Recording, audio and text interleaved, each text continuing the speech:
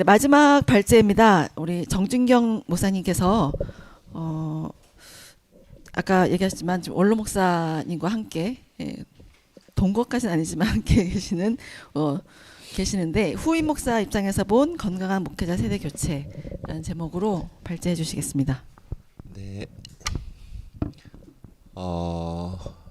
저희 교회 우면동 교회는 조금은 좀 다릅니다. 기존의 원로 목사님과 후임 목사가 있는 상황하고는 뭐가 다르냐면, 저는 그 원로 목사님 교회에서 후임 목사로 청빙 받아서 담임 목사가 된 케이스가 아닙니다. 원로 목사님 교회와 제가 섬기던 교회가 따로 있었는데, 원로 목사님이 은퇴할 즈음에 은퇴 몇 년 앞두고 이렇게 예배당을 건축했는데, 건축하면서 재정적인 어려움이 좀 교회에 발생하면서 은퇴할 때 어려움이 있어서 이제 옆 동네에 있던 제가 목회하던 교회와 두 교회가 합병한 케이스입니다. 그렇게 해서 자연스럽게 이제 원로 목사님은 은퇴하셨고 제가 후임 담임 목사가 된 그런 케이스입니다. 그런데 앞으로 이렇게 두 교회가 합병하는 사례들이 점점 더 많아지고, 최근에도 주변에서 심심치 않게 저희와 같은 사례들을 듣습니다. 그랬을 때 이제 두 교회의 갈등이나 또 하나 되어가는 과정이나 이런 부분들에 대해서 저에게 문의하는 목회자들 또 교회 리더들이 종종 있는데, 그런데 좀 도움이 될 수도 있지 않을까 하는 생각도 됩니다. 어쨌든 이제 박영수 목사님의 소식 전 사실은 잘 모릅니다. 박영수 목사님 대학 때 하나님의 열심 구원 그 후 그 책을 정말 열심히 여러 번 반복해서 읽었던 그 이후로는 박영수 목사님에 대해서 특별히 이렇게 알 수 있을 만한 그런 상황에 있지 않았습니다. 이번에 이렇게 알게 되었는데요. 그래서 잘 모르는 것을 제가 이렇게 함부로 예단하거나 판단하거나 말씀드리는 것은 좀 조심스럽고, 그래서 가능하면 그냥 제가 생각하고 있는 후임 목사의 입장에서 원로 목사나 한국교회의 문제들, 목회 현장에서 느꼈던 그러한 문제들을 좀 얘기해 보려고 합니다. 몇 년 전에 한 후배 목사가 이제 목양실에 찾아와서 뜬금없이 자기가 목회를 잘하고 있는지 모르겠다고 저에게 질문을 해서, 제가 그걸 왜 나한테 묻냐고, 내가 네가 목회를 잘하고 있는지 못하고 있는지 어떻게 알겠냐, 너희 교회 가서 함께 예배 드려 본 적도 없고 같이 사역해 본 적도 없고 그냥 내가 한 거라고는 인터넷으로 네 설교 몇 번 들어본 거밖에는 없는데, 너가 목회를 바르게 하고 있는지 아닌지 내가 어떻게 알겠느냐. 나한테 묻지 말고 너희 교회 재정을 담당하는 교우들한테 물어보라고. 그게 정답일 거라고. 그렇게 말한 적이 있습니다. 교회 재정을 담당하는 교우들이 우리 교회는 정말 주님이 기뻐하시는 일을 우선순위로 하면서 재정을 지출하고 그런 사역을 하려고 힘쓴다 하면서 우리 교회를 자랑스럽게 여기는 그런 교회라면 너가 목회를 잘하고 있다고 보아도 좋다. 그런데 만약에 그렇지 못하다면 조금 문제가 있지 않을까, 이런 조언을 한 적이 있습니다. 설교를 들을 수는 있죠. 제 후배 목사의 설교를. 그런데 후배 목사의 교회가 성경적인 건강한 교회인지, 이 후배가 정말 성경적으로 건강한 목회를 하고 있는지 인터넷에 나온 설교만으로 제가 어떻게 알겠어요. 왜냐하면 제가 30년 넘게 목회 현장에서 경험해 본 결론은 설교는 믿으면 안 된답니다. 설교는 하나님의 말씀도 아니에요. 성경이 하나님 말씀이에요.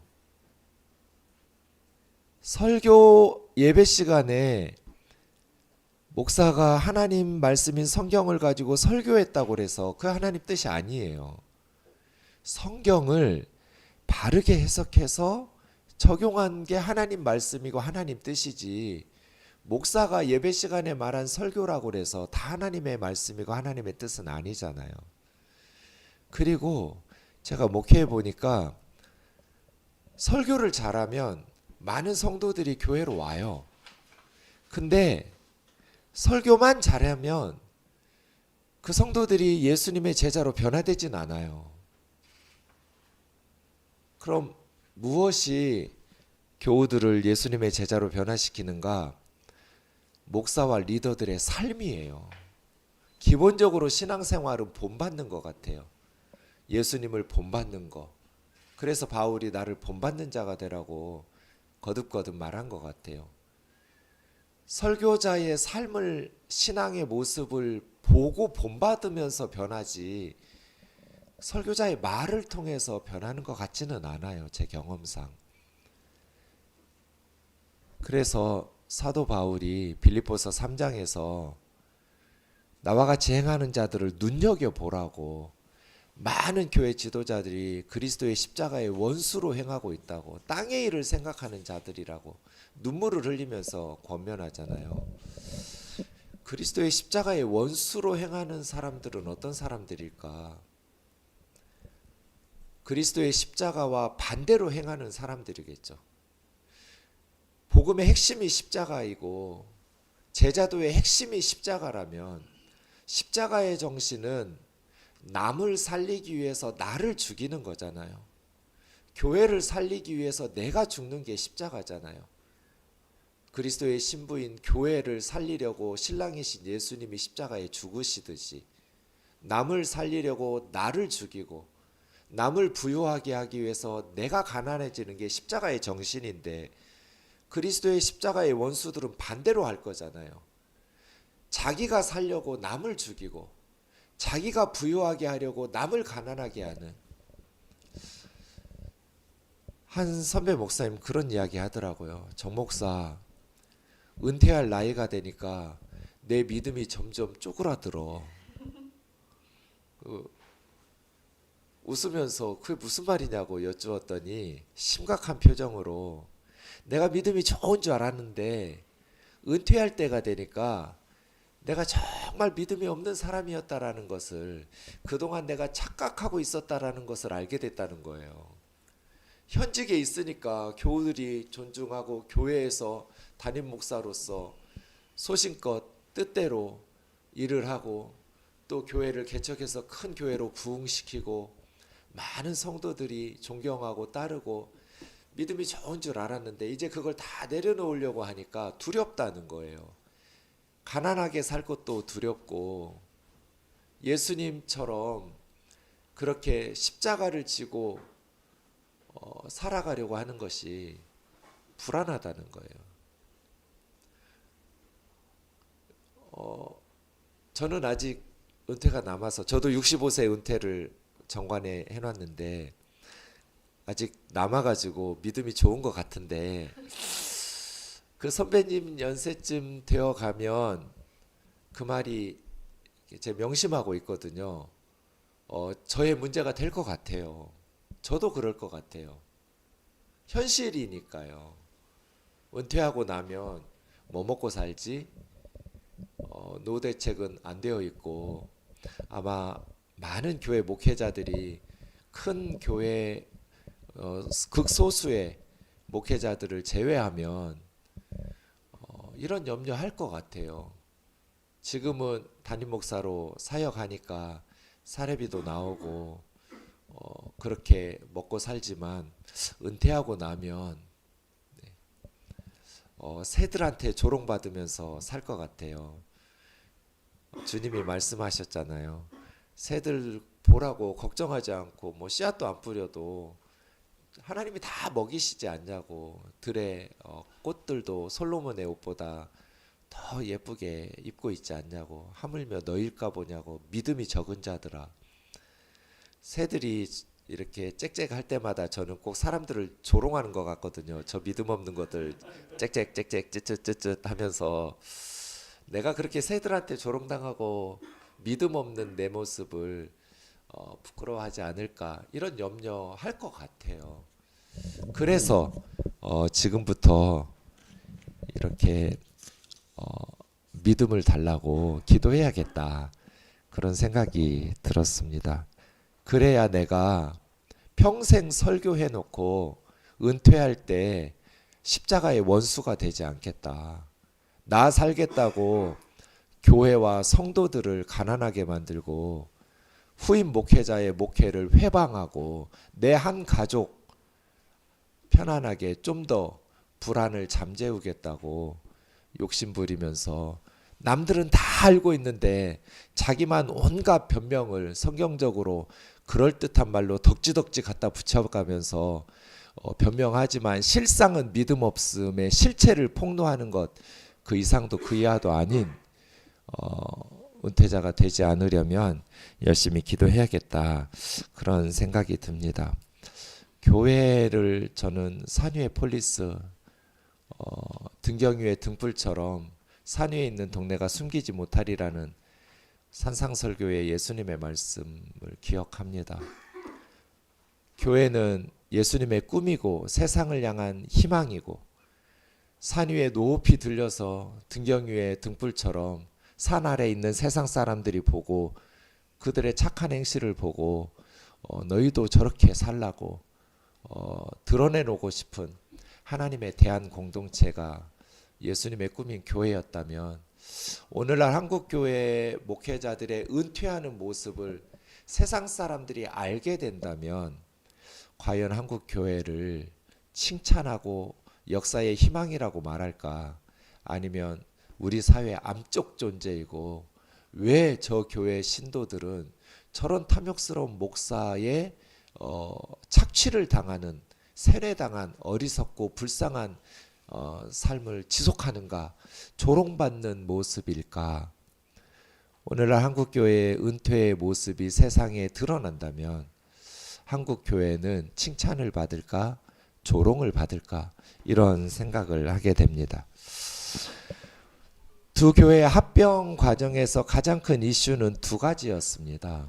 저는 처음부터 좀 어려울 거라고 생각했습니다. 두 교회가 합병해서 잘 될까요? 제가 교우들에게 이렇게 물었을 때 교우들이 그때는 몰랐는데 지나놓고 보니까 아주 중요한 말을 저에게 했었더라고요. 두 교회가 합병해서 잘 될까요? 다시 싸우고 갈라진다던데 제가 그렇게 물었더니 우리 교우들이 목사님 두 분만 안 싸우면 돼요. 우리는 알아서 잘할 테니까 걱정 마세요. 이러더라고요. 나중에 해보니까 그게 정답이었어요. 두 교회에 각각의 어려움이 있어서 합병한 거잖아요. 생동교회와 뜨인돌교회가 합병해서 우면동교회가 됐는데 생동교회는 건축은 했지만 재정적인 어려움 때문에 합병할 교회를 찾았고 뜨인돌교회는 성도들은 있었는데 예배당 건물이 없으니까 주일이면 주일학교 아이들이 영어학원, 태권도장, 선교회 사무실 뿔뿔이 흩어져 가지고 주일학교를 하고 성도들이 비좁은 데서 예배하려고 하니까 산소가 부족하다고 딴 교회로 좀 가라고 자기들끼리 막 농담하고 그런데 매년 임대료는 올라가고 그때 저희가 한 달에 800만 원씩 냈거든요. 임대료로만. 근데 해마다 올라가고 있었어요. 다 교육관을 구비하지 못해서 주일에만 학원, 태권도장, 뭐 선교회, 예배실 주일에만 빌려서 쓰는데도 그렇게 돈이 들었어요. 성도들의 헌금이 점점 임대료로 많이 지출 해마다 되는 게 너무 가슴 아프더라고요. 근데 교회를 운영하자니 다른 공공 예배 처소를 찾으려고 하니까 불가능했고요.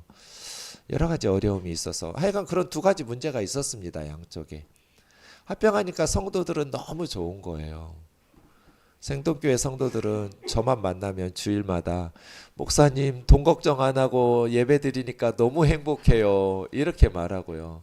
뜨인들교회 성도들은 목사님 아이들하고 안전하게 이렇게 같은 예배실에서 예배하니까 너무 좋아요. 이렇게 말하고요. 그때 이제 생동교회에서 그 은행에 내던 그 이자가 600만 원이 채 안 됐거든요. 그러니까 건물주에게 임대료 내던 것보다 200여만 원 이상 절약할 수도 있는 현실적으로는 되게 좋았는데 제가 염려했던 두 가지는 현실로 드러나서 협상 과정에서 좀 갈등의 소지가 되었습니다. 첫 번째는 저는 개척하면서 저는 대한예수교 장로회 합동측 소속 우리 최 목사님과 같은 교단 후배인데요. 이대로 가면 우리 교단은 희망이 없다고 생각했습니다. 왜냐하면 소통이 안 돼요. 교회가. 당회 중심으로 교회를 운영하는데 그 당회에 자매들과 청년들이 들어갈 수가 없어요. 처음부터. 여성 목사 안수, 장로 안수를 안 줘요. 저희 교단은. 그런데 당회에서 중요한 의사결정은 다 해요. 나머지 성도들은 당회에서 결정한 대로 따르기만 하는, 우리 부모님 세대, 선배 세대에는 이런 교회에 교우들이 그냥 불평 없이 다닐 수 있었을지 모르겠지만 젊은 세대로 내려갈수록 자신의 의견은 반영되지 않고 자신은 그 회의에 참여해서 발언할 기회조차 없는데 중요한 결정이 다 당회에서 하달되는 그런 교회, 숨막히는 교회를 다니고 싶을까? 그리고 이런 교회가 성경이 꿈꾸던 그런 주님이 꿈꾸던 교회인가? 사회는 오히려 변하고 남녀 차별이 없어지고 젊은이들의 의견과 후배들의 의견이 기탄 없이 그 공동체에 유익하다고 생각하면 받아들여지고 있는 분위기로 흐르고 있는데 교회는 여전히 산 위에 있는 보여지는 교회의 모습은 그렇게 소통이 안 되는 교회라면 미래가 있고 희망이 있을까? 그래서 저는 운영위원회라는 조직을 만들었습니다. 개척 때부터. 운영위원회는 1년씩 이렇게 해마다 바뀌게 되는데요. 그 운영위원들이 뭐 의도적으로 하지는 않지만 거의 이렇게 보면 절반 정도는 자매들이고 절반 정도는 형제들입니다. 안수집사도 있고 청년회장도 들어가 있고 뭐 서리집사도 있고 권사도 있고 창로도 있고 그래서 다양한 구성을 이제 운영위원회에서 하면서 운영위원회에서 교회에 예배, 선교, 구제, 교육, 재정, 뭐 총무, 행정 모든 것을 계획하고 수립하고 집행합니다. 저는 제가 예산을 짜거나 인사를 하지 않습니다. 운영위원회 중심으로 해서 평신도들이 다 하고 합병할 때 이게 문제가 됐습니다. 운영위원회를 없애지 않으면 당회 중심으로 가지 않으면 합병할 수 없다는 것이 생동교회 요구 조건이었습니다. 왜냐하면 운영위원회를 한 번도 해본 적이 없으니까요. 그리고 당회와 운영위원회가 공존하면 두 기관에 갈등이 생겨서 결국은 교회가 위기를 만날 것이라고 생각했습니다. 저는 그렇지 않다고 설득했습니다. 당회의 역할과 운영위원회의 역할이 다르기 때문이고 우면동교회는 당회는 노회나 총회와 같은 상회에 관련된 일 그리고 교회 예산을 사고 팔고 뭐 임대하고 임차하고 이런 재산과 관련된 은행 업무들은 다 당회원들의 도장이 필요합니다. 뭐 이런 일들 인사위원회를 구성하거나 뭐 이런 일들로 운영위원회를 서포트하는 기관 역할을 합니다. 실질적인 교회 운영은 운영위원회에서 합니다. 두 기관이 동일한 사안에 의견 충돌이 있을 수 있습니다. 그럼 교인총회 공동회의에 가서 당회 의견은 이렇고 운영위원회 의견은 이런데 교우들이요 어떻게 결정할까요? 거기서 결정하면 됩니다. 물론 지금까지 단 한 번도 운영위원회와 당회가 충돌해서 공동회의까지 간 사안은 없었습니다. 다 교회 잘 되라고 의견을 내는데 서로 의견이 달라도 토론하면서 결론을 도출해내지 갈등이 생기지 않습니다. 그 기우였다라는 것이 저의 경험입니다. 두 번째 합병 과정의 이슈는 원로 목사님의 예우에 관한 문제였습니다. 어느 교회나 자원이 한정되어 있습니다. 예산이 무한히 많으면 이것도 하고 저것도 할 수 있지만 그런 교회는 세상에 없습니다. 한정된 자원, 그것이 재정이든 아니면 인사이든 그것이 재능이든 기도이든 어딘다 쓰고 나면 다른 곳에는 사용할 수 없습니다. 저는 교회의 자원은 세 군데 우선적으로 사용돼야 된다고 생각합니다. 선교. 교회 안에 놔둬도 천국 갈 사람들보다는 놔두면 지옥 갈 사람들을 위해서 자원을 더 많이 쏟는 게 우선순위여야 되는 게 맞다고 봅니다. 그리고 구제, 그리고 미래 세대를 위한 교육. 근데 선교와 구제와 교육에는 다 많은 재정이 투여돼야 됩니다. 그런데 원로 목사님에게 많은 예우를 해서 은퇴금을 드리면 선교와 구제와 교육을 줄여야 됩니다. 한동안. 그래서 원로 목사님 섭섭하게 안 해드리고 싶은데 교회가 무한한 자원을 가지고 있는, 또 저희 교회는 그렇게 큰 대형 교회도 아니기 때문에 이 과정이 저는 좀 성도들이 합리적으로, 그리고 세상에 드러냈을 때도 부끄럽지 않은 결정이었으면 좋겠다라고 기도했었습니다. 근데 쉽지는 않았습니다. 일단 저희 교단은 교단 차원의 은퇴 목사 예우에 대한 규정이 없습니다. 그래서 노회마다 가지고 있는 노회가 있고 없는 노회도 있고, 그런데 제가 속한 노회는 원로 목사에게 5가지를 해주도록 그 당시에 규정이 있었습니다. 은퇴금, 위로금, 사택, 자동차, 건강보험료. 그런데 협상 과정에서 2가지로 줄였습니다. 사택과 퇴직금입니다. 이제 위로금은 퇴직금의 40% 정도를 드리도록 이렇게 노예 규정은 있었는데 원로 목사님이 받지 않겠다고 하셨습니다. 사택은 예배당 안에 교회를 건축하면서 목사님의 사택을 팔고 예배당 안에 사택이 있었으니 예배당 안에서 원로 목사님이 사실 수는 없지요. 은퇴하셨으니 예배당 밖에 거처를 마련해 드리는 것이 필요하다고 생각했습니다. 서울에 저희는 서초구에 있기 때문에 가까이 있으면 구입해 드리는 것은 쉽지 않을 것 같고, 전세를 얻어 드리고 조금 이제 외곽으로 나가시면 뭐 구입해도 좋겠다는 생각이었습니다. 그때 이제 제가 목사님께 요구한 거는 교회 명의로 하자는 거였습니다. 목사님과 사모님 편안하게 평생 사시다가 두 분 중에 마지막 분이 이제 천국에 가시면 그 전세금이나 집을 다시 교회로 주시면 교회가 그 다음 원로 목사나 뭐 은퇴 목사 할 때 큰 부담이 없지 않을까요? 두 분은 편안히 집 걱정 없이 사시다가 자녀들에게만 그 집을 안 물려주면 되지 않을까요? 근데 목사님이 동의를 안 하셨습니다. 그래서 제가 안 할까 하다가 그건 좀 아닌 것 같아가지고 목사님 사택을 해드렸습니다.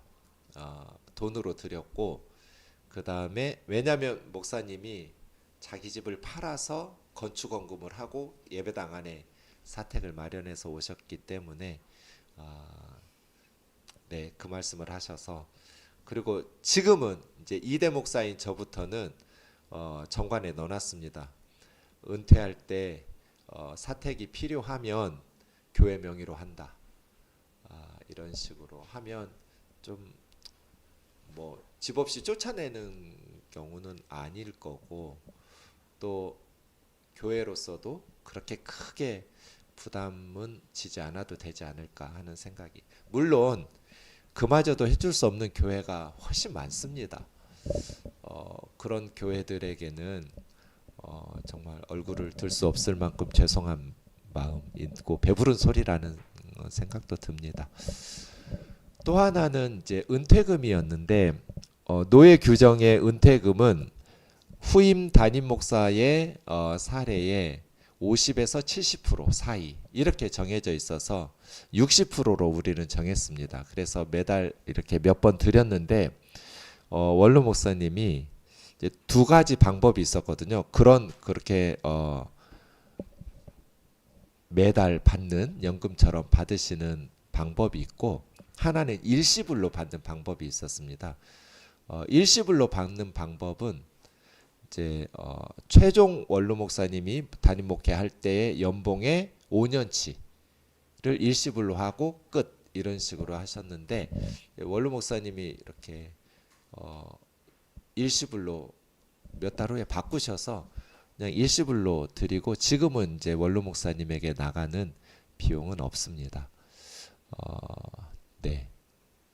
이렇게 두 가지인데 이제 이것도 저는 좀 교회에 부담이 되겠다 싶어서 아까 최 목사님 말씀하신 것처럼 지금 저희는 매달 그 은퇴 연금을 들고 있습니다. 제가 은퇴하면 면동교회는 저에게 따로 줄 돈이 뭐 10원도 필요하지 않습니다. 그리고 남우성 목사님 말씀하셨던 원로 목사 제도 없어지는 게 좋겠다. 동의합니다. 그래서 저는 은퇴하면 목회도 안 하는데 무슨 목사냐, 나 장로 시켜달라고. 그냥 명예 장로 시켜주고 믿음이 장로에 미치지 못한다 싶으면 집사 시켜달라고.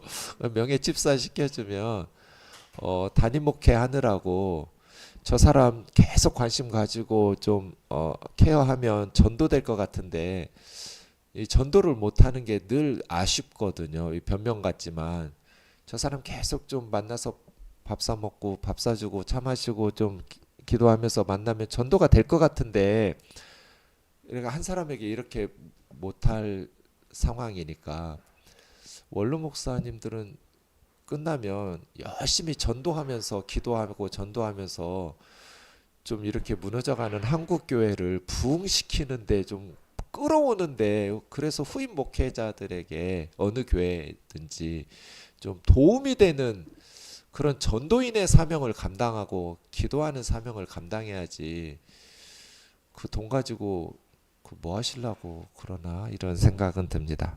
마무리하겠습니다. 지금 골든타임 마지막 때인 것 같습니다. 환자를 두고 죽어가는 환자를 두고 지금 한가한 때가 아닌 것 같습니다. 한국교회는. 왜냐하면 저희 노예만 해도 80%의 교회가 주일학교가 없습니다. 청년들이 없다는 뜻이죠. 곧 문 닫아야 될 교회가 80%입니다. 우리 노예뿐 아니라 대부분 한국교회 현실이 이렇습니다. 골든타임입니다. 그럼 지금 어떻게 해야 될까요? 왜 청년들이 젊은 세대들이 교회를 떠나는지를 알아야 됩니다. 그 중에 저는 가장 큰 원인 중에 하나가 목사들이고 목사의 은퇴의 모습 아닐까. 저는 지금 액트나우라는 목사님들과 선후배 동료들과 이렇게 단체를 최근에 만들어서 열심히 활동하고 있는데 한국교회가 지금 한가하지 않습니다. 당장에 실천하지 않으면 한국교회 이제 환자가 죽은 후에는 살릴 기회조차 없습니다. 얼마 남지 않은 살려낼 수 있는 이 기회에 지금 당장 행동해야 될 때가 아닌가. 그래서 지금 목사님들 앞에서 두 분 목사님 말씀하신 것들이 한국교회를 살리기 위한 당장 실천해야 될 그러한 때가 아닌가 하는 생각이 듭니다. 세습 금지해야 되고요. 원로 목사들 이렇게 탐욕스럽게 십자가의 원수로 은퇴하면 안 되고요. 여러 가지 문제들 또 후임 목사에게 조용히 돈을 요구하는 그러한 자리세를 요구하는 이런 은퇴도 정말 부끄럽지 않나요? 이러한 것들을 빨리빨리 개혁해서 교회개혁 실천연대가 할 일이 없어서 빨리 이 단체가 문 닫기를 주님의 이름으로 축원합니다. 네, 너무 감사드립니다.